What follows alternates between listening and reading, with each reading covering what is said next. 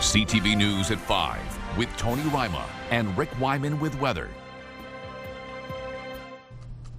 Good evening. Thanks so much for joining us on this Thursday. A frightening scene near Timmins shores today. Provincial police say a child was transported to hospital after they were struck by a vehicle. It happened just before 8 a.m. on Highway 569 in Harley Township. Police say the child was crossing the road to get onto a school bus when the child was struck by a vehicle. The child has serious but non-life-threatening injuries. Police say the school bus had its stop arm out and flashing lights activated at the time. The driver failed to remain at the scene. Officers are looking for the driver and a vehicle that's described as a dark-colored sedan with possible front-end damage. A little more sunshine on this Thursday. Temperatures are also very comfortable. It's time for your first check on weather. For all those details, let's bring in CTV's Rick Wyman. That's what I like about you, Tony, that positive outlook when it comes to weather. You were always spinning it on the positive side, and that's a good sign because we do have a lot of sunshine coming up. Your first take on weather brought to you by CAA. Get your membership today at caa.ca. Chance of showers in the forecast for this evening and again for tomorrow. Then the sunshine will appear on the weekend. We've got a really good streak of some sunshine coming into the northeast, so I want you to stick around for that. Our 5-day forecast and a lot more. So again, just like Tony, be positive because it will be sunny eventually. Tony? Thanks for that, Rick. Residents in the greater Sudbury community of Falconbridge woke up yesterday to a film of black dust. Details are still emerging about what it is, but residents now know where it came from. CTV's Alana Everson has more. Falconbridge homeowner Rhonda Lalonde shows us the black reddish dust that covered her yard and truck. She discovered it Wednesday morning and was immediately concerned. Everybody had touched it. Were kids up at the park playing in it. My dogs went outside and took a drink out of their outside water bowl. I don't look at their outside water bowl on a daily basis. I'm just concerned on, the lack of information. In a statement, Glencore says a dust release occurred from the Sudbury smelter Tuesday night into Wednesday morning. The smelter and Ministry of Environment, Conservation and Parks have taken samples to fully understand the material. The company says it also reported the incident to Public Health Sudbury and districts. But Public Health says they first heard about the incident from community members around 4 p.m. Wednesday. Which we started talking to community members and realizing through social media feeds that there was an issue going on in Falconbridge. At that point, then we reached out to contacts with the Ministry of Environment, Conservation Parks, and further then later contacts at Glencore to get more information on the situation. Public Health has issued precautions for residents of Falconbridge, including using protective equipment when cleaning dust from properties, not to eat affected garden produce, keep children and pets from playing in affected areas, and turn off air conditioners and furnaces until further notice. For residents and the local city councillor, there are certainly more questions than answers right now. Feeling very unsafe right now, like almost gaslighted by the company because they're doing their due diligence every week to do these safety checks in the community with the alarm systems and all of that. If this is an emergency or this is an urgent situation, those communication protocols should have been followed. They need to be more diligent with what is happening in the future. Technology should and does allow for them to have proper safety protocols. Glencore says it's offering vouchers for vehicle cleaning and supporting residents in determining additional cleaning needs. Our cameras captured cleaning crews in the community on Thursday. Public Health says it's awaiting test results from Glencore and the Ministry of the Environment, but doesn't know when it will receive them. Alana Everson, CTV News, Sudbury. Police in Wikwemicong, with support from the OPP, netted $18,000 in drugs and cash yesterday at a residence on Lakeshore Road. They executed a search warrant and found cocaine, cash, and a loaded handgun. A 39-year-old woman from Wikwemicong and a 21-year-old man from North York faced several drug and weapons charges. A 63-year-old and a 66-year-old from Wikwemicong were also charged with possession for the purpose of trafficking. A 60-year-old man has been charged after exposing himself at a public park in the Sioux. Police were called to a park in the area of James Street and Albert Street West around 6:15 p.m. yesterday. The investigation revealed the accused had intentionally exposed himself in the presence of children and adults. The man now faces charges of indecent exposure. And a man in Timmins is facing more than 24 criminal charges for a string of violent incidents. A 26-year-old was arrested after several violent incidents, some involving a sawed-off shotgun. According to police, he was arrested on September 21st and charged with offenses that began in late June. The incidents included reports of shots fired, weapons complaints, and assault. You can read more on this and all of today's stories on our website, CTVNewsNorthernOntario.ca. It's time for a quick break. Coming up on CTV News at 5, Rick has your full weather forecast. But first, let's head to downtown Timmins. This live webcam is courtesy of the City of Timmins. It's 21 degrees. We are back in just a few minutes. When you see it happen, send it to CTV News. Text 10400 from your screen to ours. Text 10400. A bad day for the most part, at least in some sectors of northeastern Ontario. People saying, yeah, with that sunshine, warm today, warmer with the humidex. Our forecast radar right now. A little bit of precipitation rolling in perhaps tonight, overnight in the northeast. And again for tomorrow, but that will change come the weekend. We do have some sunshine. Trying to be cautiously optimistic here. It's been a rough week. We've had a lot of rain and some cloud cover. We'll try to brighten things up. So Sudbury Nickel Belt for tomorrow, chance of showers, drizzle, chance of showers Saturday, 19, 21. Here we go, Sunday, Monday, Tuesday, 24, 23, and 19. Are you happy now? Let's move on over to Sault Ste. Marie and Algoma. Chance of showers for a couple of days, 40 and 60%. 23 Sunday. 22 Monday, 22 on Tuesday, sunshine, and there's more to it, as you will see on the 7-day forecast next hour. So this is just a glimpse of what you can expect. Timmins, Cochrane, Kapuskasing, 60% chance of showers for both days. That's a pretty good bet. 18 and 20 your daytime highs. Sunday, Monday, Tuesday again. Sunshine rolls in at 23, 21, and 18. That's above normal. Take a look at some of the evening temperatures, though. Cooling off. That's a sign of things to come. Temiskaming Shores, Kirkland Lake, chance of showers for a couple of days, 30% tomorrow, 60% on Saturday at 21, then 22, 21, and 20 for Sunday, Monday, Tuesday, all with the sunshine. So the sun is coming. Just give it a day or so. It will get better. North Bay, West Nipissing. Chance of showers for tomorrow and again on Saturday, 18, 21, Sunday, Monday, Tuesday, 23, 22, and 20. So it's pretty well a copy and paste forecast, Tony. We'll get through the next couple of days and we've got a good streak of sunshine coming up. Some further details next hour with the 7-day forecast. You'll love it and it's a sign of things to come. And that's not too bad to start off a new month. Back to you. How true. Thanks for that, Rick. Mining company Discovery is undertaking a rehabilitation project on the main thoroughfare in Timmins. The work is taking place on Algonquin Boulevard East, where several businesses are located. The two westbound lanes area closed with traffic diverted to a single lane in each direction. Detour signs show motorists where they can access the businesses. The CEO and president of Discovery says beneath the road are old Hollinger and McIntyre mines. There's old stopes are opening below that. It's not like things are unstable in terms of where they are, and part of it would be to fill it in with material that can help to support it. But the best alternative would be to move the highway someplace else. So you can quote me on that. And the City of Timmins says the work is expected to last about 6 weeks. September is Childhood Cancer Awareness Month, and as it comes to a close, the hospital in Sudbury recognize the courage of children receiving care and their families today. CTV's Lindsay Alick reports. These are some of the faces of children fighting cancer in the Northeast. My child's name is Gino Leclerc, and he has pleural pulmonary blastoma. It's a super rare childhood cancer. Essentially, he had a tumor in his lung, and it's very aggressive, and it kind of takes over. Julian first got diagnosed in 2022. It was really reassuring because I knew some of the faces around here.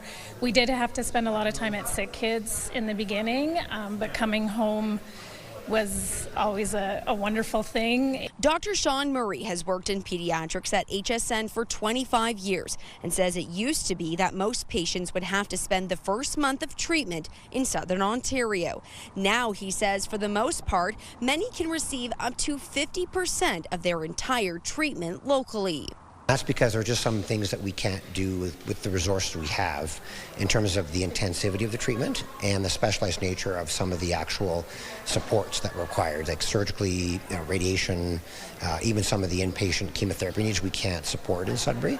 But what it's done is it really has, in the 25 years I've been here, done a huge amount of work in a positive way of bringing kids closer to home for as often as they can be there in their cancer journey. Murray says HSN is seeing between 95 to 100 kids regularly with varying diagnoses. Our clinic serves the Northeast, so it's important to know it's a fairly large catchment area. So we saw a kid today that comes from the James Bay coast, so it's quite a ways away, you know. Right now, active treatment children, so kids on chemotherapy, there's 13. Active treatment patients that we are following, there's 21. We see between 60 and 70 patients in what we call aftercare. The celebration included a visit from local firefighters, growler from the Sudbury Wolves, and children's activities. Both Gino and Julian are currently doing well, but will continue to receive treatment here at HSN. Lindsay Alick, CTV News, Sudbury. Big Blue, a yearly event in Sault Ste. Marie to help a local food bank, plus feeding the hungry, coming up on CTV News at 5. Some high school students in North Bay were busy collecting food to help restock the shelves at the local food bank.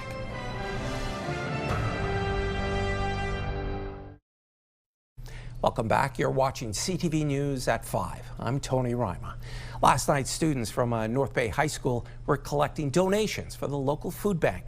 This yearly tradition collects thousands of pounds of food for Thanksgiving, ensuring struggling families have enough to eat. CTV's Eric Tashner reports.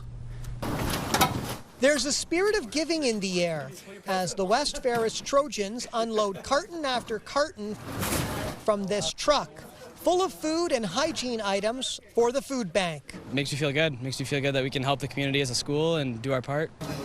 For one evening a few weeks before Thanksgiving each year over the last 18 years, the students of West Ferris get together, going out into the city collecting donations for the city's hungry. The radio station back in the day had a contest, and it was all schools were involved in it. It was sort of like a citywide competition, and for whatever reason they stopped doing that, but we continued on with it. Sort of on the calendar, and people know it's coming. Thanksgiving's busy, but it's still consistent with the numbers that we have month over month. Around 150 students, teachers, and volunteers were out and about collecting over 10,000 pounds of food items and other necessities, and $350 in cash donations. That's a big number. We got a few congratulations, a few good lucks, because everybody around the community, the PLMP class, they would hand little papers out saying that we got the food drive coming up. The North Bay Food Bank is gracious to receive the donation, as the food collected will ensure its inventory is stocked for its food hamper program.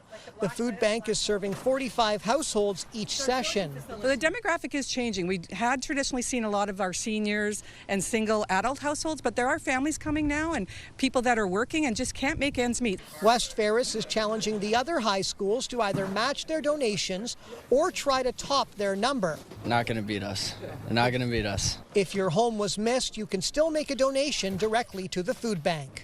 Eric Tashner, CTV News, North Bay. And a food bank in Sault Ste. Marie is looking for donations. On Saturday, St. Vincent Place is hosting the annual Big Blue Food Drive to fill these shelves. You don't even need to leave your house to donate. Put non-perishable goods in a box or a bag at your curb by 10 a.m. this Saturday, and St. Vincent Place volunteers will come and pick them up. If your donations haven't been collected by noon, just let the food bank know by visiting its website, Visit placeSSM.ca/missed. Today is the 50th anniversary of the Franco-Ontarian flag. To celebrate, politicians, students, and teachers all gathered at the University of Sudbury to raise the historic flag. CTV's Madison Merrier has more. Francophones in Sudbury were beaming with pride and excitement as they celebrated Franco-Ontarian culture today. It's extremely important that we celebrate that diversity of our culture here.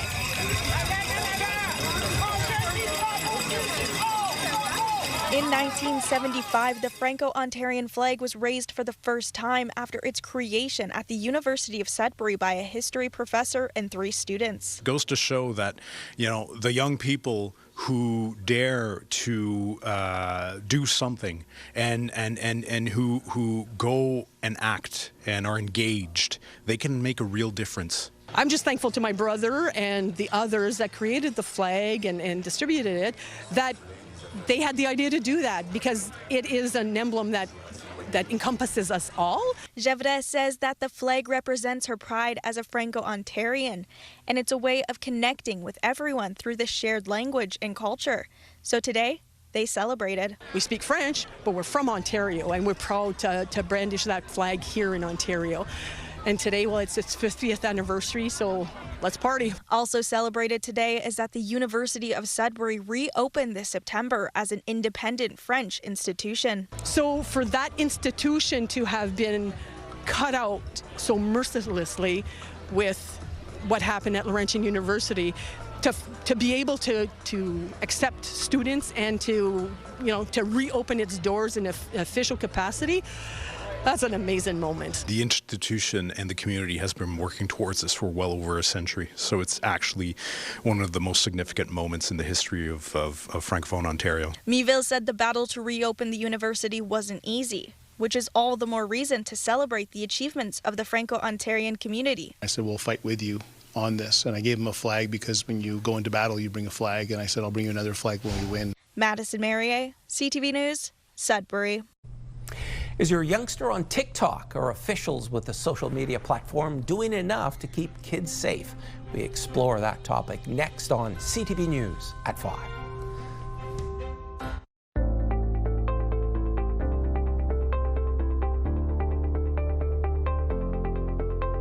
Plenty of tech news to talk about on this Thursday. To break it all down for us, Ritesh Kotak, cybersecurity and tech analyst, now joins us from Toronto. Hi there, Ritesh. Hello. Let's start with TikTok Privacy Commissioner investigation. Tell us more.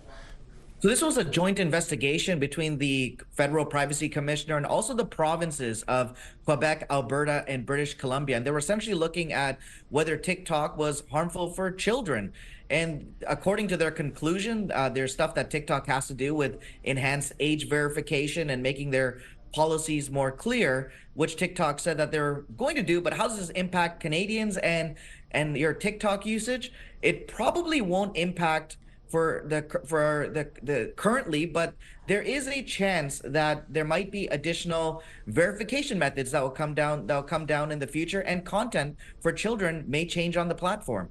What about the future of TikTok? Is it going to wind up operations? The U.S. is coming out with its own version?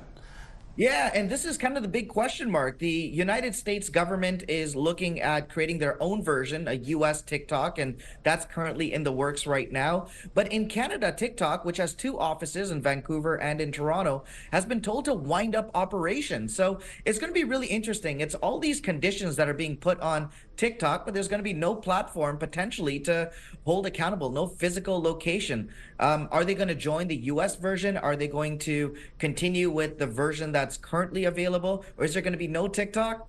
That's a big question mark right now. Let's move on to a report that tech giants' control of online advertising puts national security at risk. What's happening here? If we think about all the data that these tech devices are collecting, think about watches that might collect your location, health-related information, browsing history. This is a lot of information, and when you put it all together, it paints a pretty intrusive picture on an individual. And this report kind of highlights the national security concerns. In fact, a lot of this wearable tech has given up military bases, personal and sensitive information on individuals, and there's a very real concern that if we don't have parameters in place when it comes to to security, when it comes to ensuring that data stays within a particular geography, then there's a strong possibility that foreign governments will be able to use everyday consumer electronic data and weaponize it against our population. Ritesh, let's move on. Canada hopes to build a sovereign cloud to counter U.S. dominance. Is this an arduous task? This is a ginormous task. I don't even think that's a word, but it's a huge task. And one of the big reasons that we really do need this is we protect our physical borders. We got to be able to protect our virtual borders, and data is the new currency. That is what has value. And just as we think about all the sensitivity from the business community and also from a personal standpoint, it's very important that Canadians have control of Canadian data. That's really not the case right now. Most of that data is mostly going to the United States or through US tech companies. And there's this massive push, lots of investment to ensure that data stays within Canada. So I think that we are going to start seeing some elements of it, more Canadian-made apps, more data staying within Canada. But this is an uphill battle. Ritesh, thanks so much for this and your time as always. Appreciate it. Thank you so much for having me. Ritesh Kotak was our guest, and to see more of our Tech Talk segment, head to our website, CTVNewsNorthernOntario.ca.